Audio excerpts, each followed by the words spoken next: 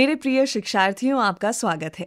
आइए आज पक्ष पोषण और सामुदायिक जुटाव के लिए एक उपकरण के रूप में ज्ञान, दृष्टिकोण और अभ्यास या कैप के बारे में थोड़ा और जानें। मैं हैदराबाद, भारत में स्थित international crops research institute for the semi arid tropics में वरिष्ठ वैज्ञानिक डॉक्टर आर पद्मजा हूँ। आज के व्याख्यान में हम इस बारे में थोड़ा और जानेंगे कि ज्ञान, दृष्टिकोण और अभ्यास या कैप, जैसा कि इसे आमतौर पर कहा जाता है, से हमारा क्या अर्थ है और उन्हें पक्ष पोषण और सामुदायिक जुटाव के लिए एक उपकरण के रूप में कैसे इस्तेमाल किया जा सकता है। इससे पहले मैंने और मिस के कविता ने एक दूसरी वीडियो में कैप को स्वास्थ्य संदेश केस स्टडी के रूप में प्रस्तुत किया था कि कैसे व्यवहार परिवर्तन संचार के लिए कैप का उपयोग किया जाए। आज के व्याख्यान में हम इस बारे में जानेंगे कि इस उपकरण का उपयोग पक्ष पोषण और सामुदायिक जुटाव के विभिन्न उद्देश्यों के लिए कैसे किया जा सकता है। इस व्याख्यान के लिए हमारे सीखने के उद्देश्य द्विआयामी हैं। पहला, ये सीखना कि कैसे बेहतर पोषण और स्वास्थ्य परिणामों के लिए बदलाव लाने के लिए समुदायों के बीच पक्ष पोषण के लिए सार्वजनिक स्वास्थ्य या पोषण मूल्यांकन उपकरण के रूप में कैप सर्वेक्षणों का उपयोग किया जा सकता है, और दूसरा, ये समझना कि कैप को सामुदायिक जुटाव के लिए एक उपकरण के रूप में कैसे उपयोग किया जा सकता है। आइए अब इस स्लाइड में ये समझने की कोशिश करें कि कैप सर्वेक्षण का महत्व क्या है और पक्ष पोषण और सामुदायिक जुटाव के दृष्टिकोण से ये हमारे लिए क्यों महत्वपूर्ण है। इस स्लाइड में बताए गए कैप का महत्व ये है कि ये एक विशिष्ट स्वास्थ्य और पोषण संबंधी विषय के संबंध में आधारभूत ज्ञान, मिथकों, गलत धारणाओं, दृष्टिकोणों, विश्वासों और व्यवहारों की पहचान करने में मदद करता है।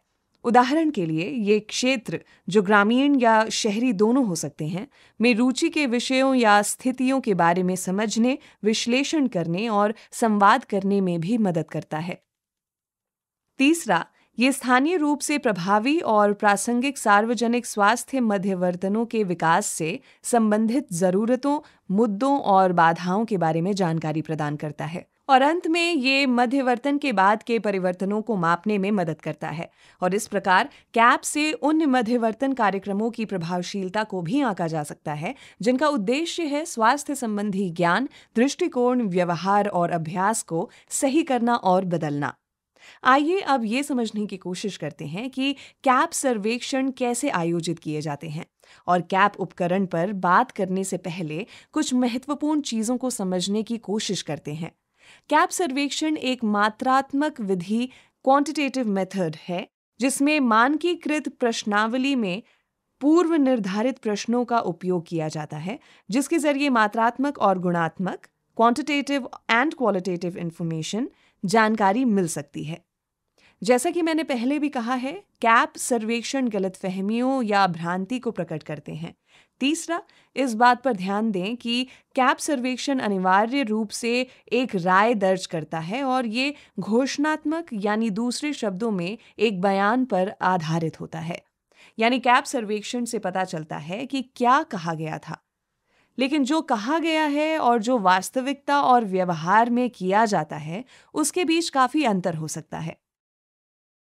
अब एक उपकरण के रूप में कैप सर्वेक्षण के बारे में कुछ और बिंदुओं पर चर्चा करते हैं। ज्ञान, दृष्टिकोण और अभ्यास अध्ययन सार्वजनिक स्वास्थ्य और पोषण संबंधी मध्यवर्तनों के कार्यान्वयन का मार्गदर्शन करते हैं, और वे शंकाओं का समाधान करने या किसी को किसी की बात के लिए राजी करने के लिए महत्वपूर्ण उपकरण है। ये व्यक्तिगत स्तर पर हो सकता है, ये सामुदायिक स्तर पर भी हो सकता है, ये एक परियोजना स्तर पर, या ये नीति या राजनीतिक स्तर पर भी हो सकता है। कैप सर्वेक्षण किसी खास किस्म की जनसंख्या का एक प्रतिनिधि अध्ययन होता है, जो किसी खास विषय के संबंध में क्या जाना जाता है, क्या माना जाता है और क्या किया जाता है के बारे में जानकारी एकत्र करता है। अब देखते हैं कि कैप सर्वेक्षण कौन कौन से कार्य कर सकता है। पहला, मापना। ये क्या मापता है? ये एक ज्ञात स्थिति की सीमा को मापता है, किसी परिकल्पना की पुष्टि करता है या उसे अस्वीकार करता है। साथ ही ये स्थिति वास्तविकता के नए स्पर्श रेखा प्रदान करता है। दूसरा, बढ़ाना। ये हमारे विशिष्ट विषयों के बारे में ज्ञान, दृष्टिकोण और अभ्यास को बढ़ाने में मदद कर सकता है। ये इस बात की पहचान करने में मदद करता है कि विभिन्न स्वास्थ्य संबंधी विषयों के बारे में क्या ज्ञात है और उनके बारे में क्या किया जा चुका है। तीसरा, स्थापित करना। ये भविष्य के आकलन में उपयोग के लिए आधार रेखा या संदर्भ मूल्य स्थापित करने में मदद करता है और स्वास्थ्य शिक्षा गतिविधि की स्वास्थ्य संबंधी व्यवहारों को बदलने की क्षमता की प्रभावशीलता को मापने में मदद करता है। और अंत में चौथा, सुझाव देना। कैप सर्वेक्षण ऐसी मध्यवर्तन रणनीति का सुझाव दे सकते हैं जो विशिष्ट स्थानीय परिस्थितियों और उन्हें प्रभावित करने वाले सांस्कृतिक कारकों को दर्शाती है। ये उन गतिविधियों की पहचान करने या योजना बनाने में भी सुझाव या मदद कर सकता है जो संबंधित आबादी के अनुकूल है। आइए अब कैप के कुछ वैचारिक ढांचे पर गौर करें। यहाँ एक मॉडल का उदाहरण दिया गया है जिसके माध्यम से ज्ञान या जागरूकता की मदद से दृष्टिकोण को बदलकर अभ्यासों को बदला जा सकता है। अब जैसे कि आप देख सकते हैं, कैप के इस वैचारिक ढांचे से ज्ञान यानी ज्ञान की कमी या जागरूकता की कमी या एक निश्चित स्थिति के बारे में जानकारी को एक मध्यवर्तन के माध्यम से बढ़ाया जा सकता है। यानी इस मामले में ज्ञान एक तरह से खास किस्म की समझ का एक सेट है। ये जानकारी, ज्ञान, समझ विज्ञान की और या उसके बारे में ज्ञान हो सकता है। ये किसी व्यक्ति की चीज़ों या वस्तुओं को देखने के तरीके की कल्पना करने की क्षमता भी हो सकती है। अब दूसरा दृष्टिकोण है। दृष्टिकोण होने का एक तरीका है जैसे कि ये वास्तव में एक स्थिति होती है। ये किसी विशेष घटना या किसी विशेष दृष्टिकोण या किसी विशेष व्यवहार के लिए सीख या प्रवृत्तियां हैं। ये स्थिति और उस स्थिति की प्रतिक्रिया के बीच एक मध्यवर्ती चरण है।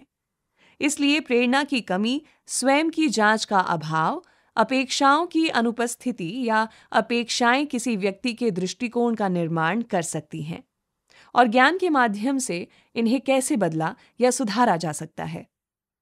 कैप का उपयोग इसी उद्देश्य से किया जाता है। और आखिरी है अभ्यास। व्यवहार का अभ्यास किसी उत्तेजना, प्रेरणा के जवाब में व्यक्ति की देखी जा सकने योग्य क्रिया है। ये कुछ ऐसा है जो किसी ठोस बात से संबंधित है, यानी ये कुछ ऐसा है जो क्रियाओं से संबंधित है और आप देख सकते हैं कि अभ्यास अक्सर आंतरिक या बाहरी बाधाओं के कारण होते हैं। इसलिए एक बार जब उन आंतरिक या बाहरी बाधाओं या अवरोधों को हटा दिया जाता है तो अभ्यास में बदलाव हो सकता है। इस प्रकार ज्ञान या बेहतर ज्ञान से ऐसी अभिवृत्तियां बन सकती हैं जो अभ्यास में परिवर्तन को प्रभावित कर सकती हैं और वो कैप मध्यवर्तन या कैप सर्वेक्षण या डेटा के परिणाम स्वरूप मध्यवर्तन का अंतिम परिणाम है। तो ये था कैप का एक सरल वैचारिक ढांचा।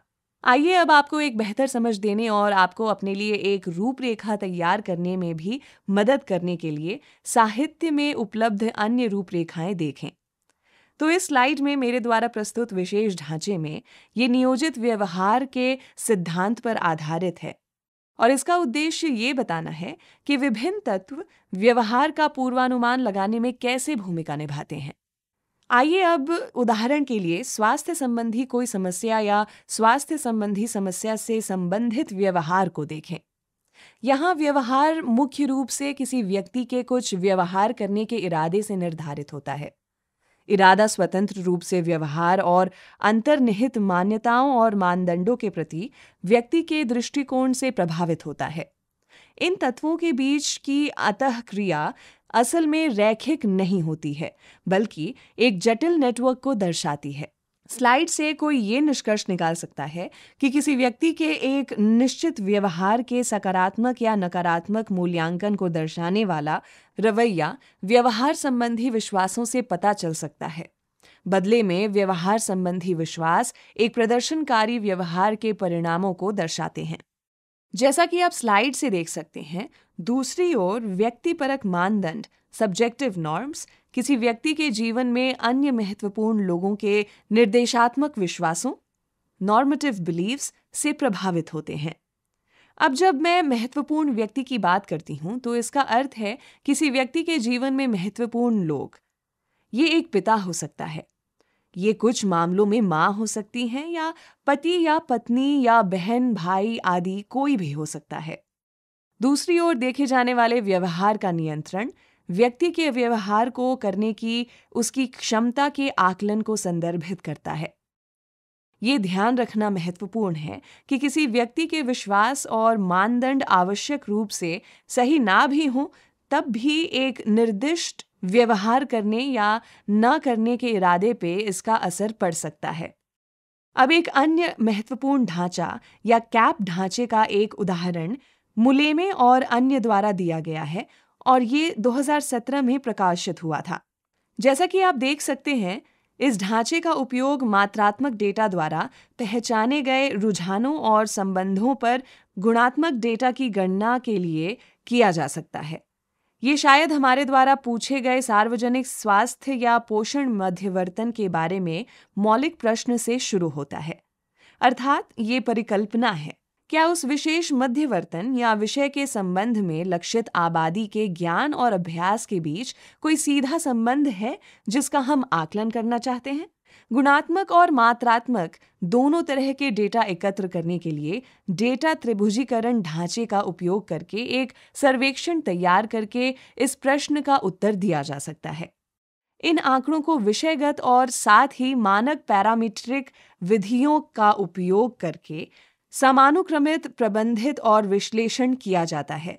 इसके बाद पहचाने गए विषयों का उपयोग ज्ञान के साथ सांख्यिकी संबंधों पर चर्चा या व्याख्या करने के लिए किया जाता है, ताकि ये जाना जा सके कि किन समूहों को लक्षित किया जाना है और साथ ही उन्हें प्राप्त करने के लिए या करने की बाद की रणनीतियों को पहचाना जा सके। इसलिए हमने 3 अवधारणात्मक रूपरेखाओं को देखा है। अब आइए देखें कि कैसे हम समुदायों के प्रति विश्वासों की समझ और बीमारी या कमी या विकार के साथ जीने के तरीके को समझने के लिए कैप को नैदानिक उपकरण के रूप में उपयोग करने के लिए कैसे जोड़ सकते हैं। कैप से प्राप्त परिणामों के आधार पर बेहतर मध्यवर्तन किया जा सकता है। वे उस जानकारी की पहचान कर सकते हैं जिसे आमतौर पर व्यवहार के रूप में जाना जाता है। कुछ हद तक वे व्यवहार को प्रभावित करने वाले ऐसे कारकों की पहचान कर सकते हैं जो अधिकांश लोगों को पता तक नहीं होते हैं। व्यक्ति या समूह का किसी विषय पर खास दृष्टिकोण क्यों है, इसके कारण और लोग कुछ व्यवहारों का अभ्यास कैसे और क्यों करते हैं, इससे ये सभी समझा जा सकता है। कैप सर्वेक्षण संचार प्रक्रिया और प्रक्रियाओं और उन स्रोतों का भी आकलन कर सकता है जो प्रभावी गतिविधियों और संदेशों को तय करने के लिए महत्वपूर्ण माने जाते हैं। कैप सर्वेक्षण का उपयोग कार्यक्रम वितरण में जरूरतों, समस्याओं और बाधाओं की पहचान करने के साथ साथ सेवाओं की गुणवत्ता और पहुंच में सुधार के समाधान के लिए किया जा सकता है। एकत्र किया गया डेटा प्रोग्राम प्रबंधकों को कार्यक्रम की प्राथमिकताओं को तय करने में सक्षम बनाता है। उदाहरण के लिए, इससे सबसे आम समस्याओं का समाधान करने के लिए या विशिष्ट उपसमूहों की पहचान करने के लिए किया जा सकता है जिनकी ज़रूरतें अन्य समूहों से भिन्न हो सकती हैं। इसका उपयोग विभिन्न गतिविधियों के लिए आवश्यक संसाधनों का अनुमान लगाने, सबसे प्रभावी संचार चैनल और संदेशों का चयन करने और आधारभूत स्तरों को स्थापित करने और मध्यवर्तन से होने वाले परिवर्तन को मापने के लिए भी किया जा सकता है। और अंत में पक्ष पोषण के लिए, उदाहरण के लिए, किसी चुनौती की भयावहता को देखने के लिए इस्तेमाल किया जा सकता है। इससे ये होगा कि संसाधन की ज़रूरतों के बारे में जानकारी मिल सकती है। कैप डेटा राष्ट्रीय कार्यक्रम प्रबंधकों और उनके साथ काम करने वाले स्टाफ को रणनीतिक निर्णय लेने के लिए आवश्यक मूलभूत जानकारी प्रदान करता है। आइए अब विभिन्न चरणों को देखें। कैप सर्वेक्षण डेटा योजना बनाने, उन्हें लागू करने और उनका मूल्यांकन करने में मदद करने के लिए आवश्यक है। कैप सर्वेक्षण ज्ञान अंतराल, सांस्कृतिक विश्वास या व्यवहार प्रतिरूप की पहचान कर सकता है जो समझ और कार्रवाई के साथ साथ समस्याओं के बाद के या विकास प्रयासों के बीच बाधाओं या विकास बाधाओं को बनाने में फैसिलिटेट कर सकता है। जैसा कि आप स्लाइड से देख सकते हैं, हमेशा उस जानकारी से शुरू करें जो पहले से उपलब्ध है। ऐसी जानकारी एकत्र करने से बचने के लिए मौजूदा डेटा स्रोतों जैसे DHS स्थानीय गुणात्मक अध्ययन, राष्ट्रीय परिवार और स्वास्थ्य सर्वेक्षण और स्वास्थ्य सेवा आंकड़ों से परामर्श लें। खुद से सवाल करें, कैप सर्वेक्षण आयोजित करके आप क्या हासिल करने की उम्मीद करते हैं? अपने कैप सर्वेक्षण का उद्देश्य 1 या 2 वाक्यों में लिखें। फिर उन मुख्य मुद्दों की एक सूची लिखें जिनकी कैप सर्वेक्षण जांच करेगा और शीर्ष 2 या 3 महत्वपूर्ण मुद्दों को प्राथमिकता दें। अपने समग्र कार्यक्रम उद्देश्यों को ध्यान में रखते हुए अपनी सर्वेक्षण जनसंख्या लक्षित समूह का चयन करें।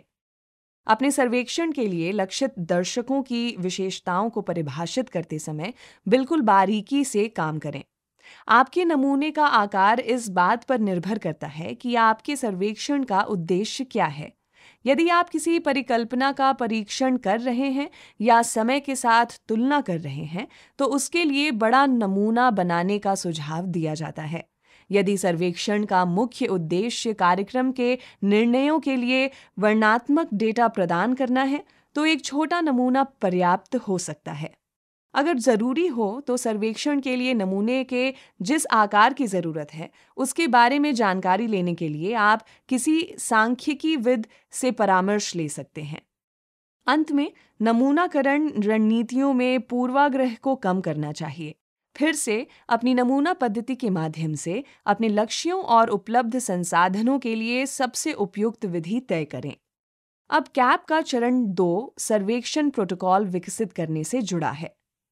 जैसा कि आप इस स्लाइड में देख सकते हैं, सर्वेक्षण प्रोटोकॉल बनाने की प्रक्रिया में 5 चरण शामिल होते हैं। हमेशा ये सुनिश्चित करें कि आपका सर्वेक्षण प्रोटोकॉल और डिज़ाइन आपके सर्वेक्षण के प्रयोजन और उद्देश्यों के अनुरूप है। तो 5 चरण हैं। पहला, व्यवस्थित करना। दूसरा, तय करना। तीसरा, निर्धारित करना। चौथा, बनाना। और फिर 5वां, विकसित करना। और आप क्या व्यवस्थित करेंगे? आप प्रोटोकॉल की सामग्री को व्यवस्थित करेंगे। आप प्रमुख शोध प्रश्नों को तय करेंगे। आप ये निर्धारित करते हैं कि क्या सर्वेक्षण की नैतिक समीक्षा करने की आवश्यकता है या नहीं। आप एक कार्य योजना या योजना बनाते हैं कि आप कैसे कैप को एक उपकरण के रूप में लागू करेंगे और उपयोग करेंगे। और अंत में एक बजट बनाएं ताकि आप कार्यक्रम की आवश्यकताओं और बजट के भीतर सर्वेक्षण पूरा कर सकें। हमेशा एक उपयुक्त नैतिक समीक्षा की पहचान करना न भूलें ताकि शोध प्रस्तुतियों की समीक्षा के लिए इसकी प्रक्रिया का पता लगाया जा सके। ऐसे कई नैतिक समीक्षा बोर्ड होते हैं जो इसमें आपकी सहायता करेंगे। सर्वेक्षण प्रक्रिया में प्रत्येक चरण के लिए पर्याप्त दिन या सप्ताह आवंटित करने के लिए कार्य योजना का उपयोग करें और सर्वेक्षण को लागू करते समय प्रगति को ट्रैक करें। और सबसे ज़रूरी है कि आप इस बात पर ध्यान दें कि आप जो बजट योजना बना रहे हैं उसमें कैप सर्वेक्षण के डिज़ाइन, संचालन और प्रबंधन के साथ साथ बाहरी सलाहकारों और अन्य आवश्यक संसाधनों के लिए आवश्यक आंतरिक विशेषज्ञता पर भी विचार किया जाना चाहिए। तीसरा चरण सर्वेक्षण प्रश्नावली तैयार करने से जुड़ा है। जिन मुख्य बिंदुओं पर विचार किया जाना है, इसमें जिन बातों को ध्यान में रखना होता है वो हैं: प्रश्नावली को यथासंभव छोटा रखें क्योंकि लंबी प्रश्नावली उत्तरदाताओं और साक्षात्कारकर्ताओं को थका देगी और परिणाम स्वरूप उत्तरदाता साक्षात्कार देते समय या साक्षात्कारकर्ता लेते समय थक जाएगा। एक बार में एक से अधिक प्रश्न ना पूछें। अपने प्रश्नों को ध्यान से तैयार करें और उन्हें सरल बनाए रखें ताकि कम औपचारिक शिक्षा वाले या अशिक्षित व्यक्तियों सहित हर कोई भी आपके प्रश्न को समझ सके। यदि आप कई अलग अलग दर्शकों के बीच कैप का संचालन कर रहे हैं, तो अपनी प्रश्नावली को उस जानकारी के हिसाब से तैयार करें जो आपको प्रत्येक दर्शक से चाहिए। सॉफ्टवेयर प्रोग्राम की पहले से जांच करना न भूलें और अपने डेटा विश्लेषण योजना में चयनित प्रोग्राम के बारे में प्रासंगिक जानकारी शामिल करें। ये सुनिश्चित कर लें कि सभी उत्तरदाताओं को प्रश्न समझने में कोई दिक्कत न हो। इसके लिए आप प्रश्नावली का पूर्व परीक्षण या प्रायोगिक परीक्षण कर सकते हैं। अब चौथा चरण वास्तव में सर्वेक्षण करना है। कैप सर्वेक्षण के लिए संभवतः आंतरिक मानव संसाधनों के साथ साथ विशेष कौशल वाले बाहरी विशेषज्ञों की भी आवश्यकता होगी, जैसे कि नमूना आकार निर्धारित करने वाले, प्रश्नावली तैयार करने वाले, स्थानीय भाषाओं में साक्षात्कार आयोजित करने वाले, डेटा का विश्लेषण आदि करने वाले विशेषज्ञों की जरूरत होगी। इसलिए सर्वेक्षण के लिए दिनों और अवधि की गणना करते समय साक्षात्कारकर्ताओं की संख्या, मौसम की स्थिति और साक्षात्कार की अवधि पर सही से विचार करना ना भूलें। सबसे जरूरी है कि आप अभ्यास, अभ्यास और अभ्यास करें। साक्षात्कारकर्ताओं को अभ्यास करने के लिए प्रशिक्षण के दौरान बहुत समय दें। प्रशिक्षण दल द्वारा देखे जाने वाले रोल प्ले में कैप सर्वेक्षण प्रश्नावली का उपयोग करना एक अच्छी पद्धति है। ये सुनिश्चित करें कि सभी पर्यवेक्षकों को गुणवत्ता नियंत्रण में उनकी भूमिका के बारे में एक सामान्य समझ है, जिसमें ये सुनिश्चित करना भी शामिल है कि साक्षात्कार आयोजित किए जाने वाले वर्तमान क्षेत्र को छोड़ने से पहले प्रत्येक प्रश्नावली को अच्छी तरह से और स्पष्ट रूप से पूरा भर लिया गया है। अब 5वां चरण आता है, जो कि योजना का चरण है। इसमें डेटा का विश्लेषण करते समय विचार किए जाने वाले प्रमुख बिंदु शामिल हैं। डेटा का विश्लेषण शुरू करने से पहले क्षेत्र में या डेटा प्रविष्टि के दौरान हुई गलतियों की पहचान करें। डेटा विश्लेषण चरण के माध्यम से मार्गदर्शन के लिए अपने सर्वेक्षण उद्देश्यों, प्रमुख प्रश्नों और अपनी डेटा विश्लेषण योजना को देखना ना भूलें। सर्वेक्षण प्रतिभागियों के समूहों या श्रेणियों के बीच अंतर को उजागर करने के लिए क्रॉस सारणीकरण तरीके का उपयोग करें और अंत में उन निष्कर्षों को निर्धारित करें जो गुणात्मक शोध के माध्यम से अधिक ध्यान देने योग्य है। अंतिम चरण है डेटा का उपयोग करना। सर्वेक्षण रिपोर्ट में आपके तरीके, आपकी सर्वेक्षण आबादी का उपयोग करने का औचित्य, परिणाम और निष्कर्ष का इस तरह से ब्यौरा दिया जाना चाहिए कि साधारण आदमी को भी ये सब बातें समझ आ जाएं।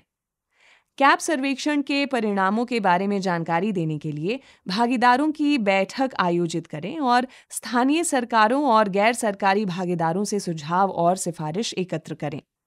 अब भागीदारों के साथ बैठकें आयोजित करते समय ये जरूरी नहीं कि भागीदार में हमेशा परियोजना दल या सरकारी या गैर सरकारी भागीदार का शामिल होना जरूरी है।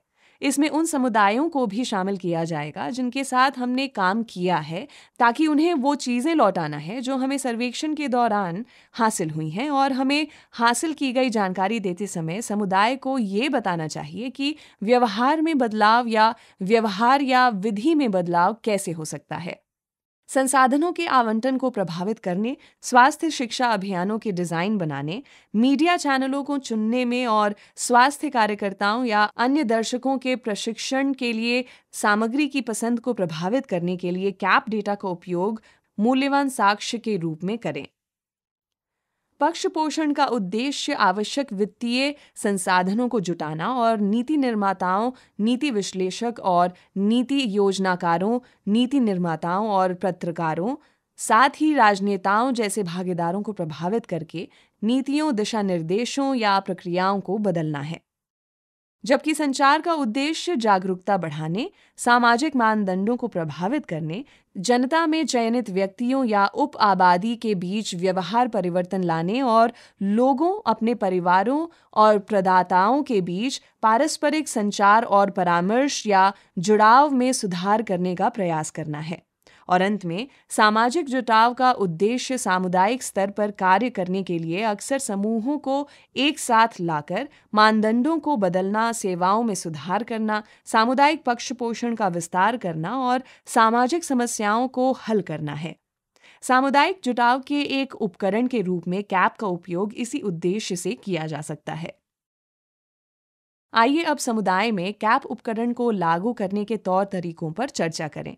कैप को अपने लक्ष्यों को प्राप्त हासिल करने में सफल बनाने के लिए ये बहुत जरूरी है। सबसे पहले तो स्टाफ की आवश्यकता की बात आती है। पर्यवेक्षकों की संख्या सीधे सर्वेक्षणकर्ताओं की संख्या पर निर्भर करती है, जो सर्वेक्षण के आकार और उपलब्ध संसाधनों के हिसाब से तय होती है। प्रत्येक पर्यवेक्षक को अपने अधीन प्रत्येक सर्वेक्षक या प्रगणकों के साथ रोजाना रूबरू होना चाहिए। उदाहरण के लिए 10 से 15 प्रगणक या सर्वेक्षक के लिए 2 पर्यवेक्षक काफी हैं। कैप सर्वेक्षण के कार्यान्वयन के लिए जिन संसाधनों और समय की जरूरत है, उसके बारे में कम अनुमान नहीं लगाना चाहिए। ज्यादातर समय कैप सर्वेक्षण काफी महंगे और लंबे समय चलते हैं। इसलिए समय और संसाधनों दोनों का सही सही बजट बनाना महत्वपूर्ण है। संचालन में दूसरा चरण प्रशिक्षण है। सर्वेक्षणकर्ताओं को प्रशिक्षण देना बहुत महत्वपूर्ण है। प्रशिक्षण 2 से 4 दिनों तक चल सकता है। ये सर्वेक्षण और प्रश्नावली की जटिलता और भर्ती किए गए प्रगणकों या सर्वेक्षणकर्ताओं के अनुभव स्तर पर निर्भर करता है कि कितने दिन के प्रशिक्षण की आवश्यकता है। प्रशिक्षण का फायदा ये होता है कि इससे सर्वेक्षणकर्ताओं या प्रगणकों को कैप सर्वेक्षण के लिए विशिष्ट ज्ञान, कौशल और विशेषज्ञता में महारत हासिल हो जाती है। इसमें भौगोलिक लक्ष्यीकरण को नजरअंदाज नहीं करना चाहिए। एक विशिष्ट लक्षित आबादी पर कैप सर्वेक्षण किया जाता है। उत्तरदाताओं को यादृच्छिक रूप से पूर्ण नमूना फ्रेम से चुना जाता है। लक्ष्य समूह में सामान्य विशेषताएं हो सकती हैं, जैसे कि आप 18 वर्ष से कम उम्र के युवाओं पर इस सर्वेक्षण को लागू कर रहे हैं, या ये कारीगरों पर एक सर्वेक्षण हो सकता है, या ये नशीली दवाओं के उपयोगकर्ताओं पर एक सर्वेक्षण हो सकता है, या उन लोगों के लिए एक सर्वेक्षण हो सकता है जिनमें खून की काफ़ी कमी है। यहाँ कैप प्रश्नावली का लक्ष्य व्यक्तियों या अधिक सामान्य आबादी है। उदाहरण के लिए, वे किसी क्षेत्र या ग्राम स्तर पर हो सकते हैं। इसलिए इस मामले में जब वे अधिक सामान्य जनसंख्या स्तर पर होते हैं, तो प्रश्नावली का उद्देश्य परिवार के स्तर पर तय होता है। आइए अब डेटा संग्रह के प्रकार का भी आकलन करें। क्या वो परिवार स्तर पर होगा या व्यक्तिगत स्तर पर? ध्यान देने योग्य एक अन्य पहलू तकनीकी कठिनाई का स्तर भी है। कैप सर्वेक्षण अलग अलग होते हैं, तो जटिलता किसी दिए गए सर्वेक्षण में शामिल विशिष्ट प्रश्नों से तय होगी। इसलिए प्रश्नों को सरल रखें। अन्य संसाधनों, ओपन एंडेड साक्षात्कार और फोकस समूह एक कैप सर्वेक्षण के पूरक हो सकते हैं, जिससे किसी स्थिति या समस्या की ओर खोज की जा सकती है और संभावित रूप से उन पहलुओं को उजागर किया जा सकता है जो अभी तक ज्ञात नहीं हैं। ये विधियां अवलोकनों और ओपन एंडेड साक्षात्कारों को जोड़ती हैं और कैप सर्वेक्षण में संबोधित किए जा रहे विषयों के बारे में समझ को गहरा करने में मदद करती हैं। हमने कैप सर्वेक्षण की उपयोगिता के बारे में बात की है, लेकिन किसी भी अन्य सर्वेक्षण की तरह कैप की भी अपनी सीमाएं हैं। इसलिए शोधकर्ताओं को परिणामों की व्याख्या के संबंध में बहुत सतर्क रहना चाहिए। डेटा की विश्वसनीयता अक्सर अंतर्निहित प्रासंगिक और सांस्कृतिक कारकों से प्रभावित हो सकती है। अधिकांश कैप सर्वेक्षण घरेलू सर्वेक्षणों का उपयोग करते हैं, इसलिए इस तथ्य पर विचार करना भी महत्वपूर्ण है कि सामाजिक मानदंड और दबाव उत्तरदाताओं के उत्तर देने की प्रक्रिया में पक्षपात को शामिल कर सकते हैं, और ये कि परिवार के स्तर पर सर्वेक्षण आयोजित करने से आबादी के किसी हिस्से को व्यवस्थित रूप से सर्वेक्षण से बाहर रखा जा सकता है। कैप सर्वेक्षणों में कई अन्य सर्वेक्षणों जो व्यवहार में हैं और विशेष रूप से सामाजिक नीति के लिए उनके महत्व के लिए जाने जाते हैं, के सापेक्ष व्यापक कार्यप्रणाली जांच नहीं हुई है। साथ ही सर्वेक्षण डेटा संस्कृतियों और विश्लेषकों से भिन्न भाषाओं से प्राप्त हो सकता है, जिसे एक संभावित कार्यप्रणाली समस्या के रूप में अनदेखा किया गया है। कैप सर्वेक्षणों की एक मुख्य आलोचना ये होती है कि इसके निष्कर्ष आमतौर पर व्यक्तियों के प्रति मध्यवर्तन को लक्षित करने के बजाय सामूहिक व्यवहार संशोधन के लिए निर्धारण की ओर ले जाते हैं। कैप सर्वेक्षणों के साथ अन्य प्रमुख समस्या ये है कि जांचकर्ता सर्वेक्षण का उपयोग स्वास्थ्य व्यवहार की व्याख्या करने के लिए इस धारणा के तहत करते हैं कि ज्ञान और क्रिया के बीच सीधा संबंध है। कैप सर्वेक्षण तब उपयोगी हो सकता है जब अनुसंधान योजना सार्वजनिक स्वास्थ्य ज्ञान और सामाजिक विचार के बारे में सामान्य जानकारी प्राप्त करने के लिए हो। हालांकि यदि हमारा उद्देश्य किसी संदर्भ में ज्ञान, दृष्टिकोण और अभ्यास में स्वास्थ्य का अध्ययन करना है, तो उपयुक्त नृवंश विज्ञान विधियां भी उपलब्ध हैं, जिनमें फोकस समूह चर्चा, गहन साक्षात्कार, प्रतिभागी अवलोकन और विभिन्न भागीदारी विधियों का उपयोग किया जा सकता है, जिनका उपयोग कैप सर्वेक्षण के साथ किया जा सकता है। और अंत में मैं ये बात कहूंगी कि कैब सर्वेक्षणों में एकत्रित किए गए डेटा मध्यवर्तनों को प्राथमिकता देने और एक सहायता या पोषण मध्यवर्तन समुदायों को कैसे प्रभावित करते हैं, इसके बारे में गहन ज्ञान एकत्र करने के लिए आधारभूत सूचना साक्ष्य प्रदान करने के लिए आवश्यक है। कैब सर्वेक्षण आयोजित करना देश स्तर पर स्वास्थ्य और पोषण प्रोग्रामिंग को समृद्ध और सूचित करता है और रणनीतिक निर्णय लेने के लिए विश्वसनीय आधार के साथ राष्ट्रीय स्वास्थ्य और पोषण कार्यक्रम प्रबंधकों और उनके कर्मचारियों को प्रदान करता है। कैब सर्वेक्षण कार्यक्रम प्रभावशीलता के आधारभूत और अनुवर्ती उपाय प्रदान करते हैं और ऐसे डेटा का उत्पादन करते हैं जो पक्ष पोषण, संचार और सामाजिक जुटाव गतिविधियों की योजना बनाने के लिए जरूरी हैं। 6 चरणीय प्रक्रिया और स्लाइड में प्रस्तुत उपकरणों को देश के कार्यक्रमों की ज़रूरतों को पूरा करने या स्थानीय संदर्भ की ज़रूरतों को पूरा करने के लिए अनुकूलित किया जाना चाहिए। 6 चरणीय प्रक्रिया के अलावा साहित्य कैब सर्वेक्षणों के माध्यम से एकत्र किए गए डेटा को पूरक बनाने के लिए यहाँ बताई गई पूरक अनुसंधान विधियों के उपयोग को प्रोत्साहित करता है, जैसे अवलोकन, फोकस समूह चर्चा आदि। स्थानीय, राष्ट्रीय और वैश्विक स्वास्थ्य और पोषण लक्ष्यों और उद्देश्यों का समर्थन करने के लिए पक्ष पोषण, संचार और सामाजिक जुटाव रणनीतियों के प्रभावी उपयोग के लिए पूरक अनुसंधान और कैब सर्वेक्षण दोनों का एक साथ उपयोग वैश्विक साक्ष्य आधार के तौर पर लगातार बढ़ रहा है। पक्ष पोषण और संचार और समुदाय संसाधनों को जुटाने के लिए एक उपकरण के रूप में कैब के बारे में अधिक विस्तृत समझ के लिए कृपया इस कोर्स के अंत में दी गई संदर्भ सूची देखें। मुझे आशा है कि शिक्षार्थियों ने इस व्याख्यान का आनंद लिया है और क्षेत्र में सर्वेक्षण करने या लागू करने के लिए कुछ उपयोगी टिप्स भी सीखे हैं। जरूरी नहीं कि इस व्याख्यान में मैंने जिन कुछ चरणों की रूपरेखा तैयार की है, उनका सिर्फ कैब के लिए ही उपयोग किया जा सके। उनका उपयोग अन्य सर्वेक्षणों के लिए भी किया जा सकता है। आशा है कि आपको इस वीडियो से एक अच्छा अनुभव मिला होगा। धन्यवाद प्रिय शिक्षार्थियों, और मैं अपने पार्टनर्स को धन्यवाद करती हूँ जिन्होंने इस कोर्स में मुझे आपके समक्ष उपस्थित होने का मौका दिया।